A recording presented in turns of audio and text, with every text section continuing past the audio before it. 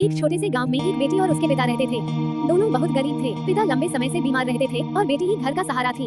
हर सुबह वह जल्दी उठकर खेतों में मजदूरी करने चली जाती थी। दिन भर धूप में काम करती, मिट्टी में पसीना बहाती ताकि शाम को कुछ पैसे कमा सके। जब मालिक उसे मेहनत का पैसा देता तो वह सीधे बाजार जाती, वहाँ से सब्जी और अपने पिता के लिए दवा खरीदकर घर लौटती। शाम को वह खाना बनाती, अपने पिता को पहले खिलाती और फिर खुद खाती। यही उसकी रोज की दिनचर्या थी। एक रात जब चांद आसमान में चमक रहा था, वह अपने घर के बाहर बैठी रो रही थी।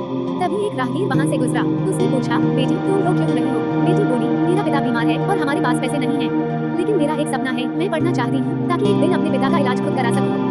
वह आदमी बहुत दयालु था। उसने अपने बैग से ढेर सारे पैसे और कुछ किताबें निकाली और कहा, बेटी अब तुम मन लगाकर पढ़ाई करना, यही तुम्हारा असली सहारा बनेगा। अगले ही दिन से लड़की हर सुबह जल्दी उठती, अपनी साइकिल लेकर स्कूल जाती और दिल लगाकर पढ़ाई करती। रात को जब बाकी सब सो जाते, वह अपने घर में लालटेन की रोशनी में बैठकर मेहनत से पढ़ाई करती और साथ ही अपने पिता की देखभाल भी करती। धीरे धीरे उसकी मेहनत रंग लाई। वो अपने गांव की सबसे होनहार छात्रा बन गई।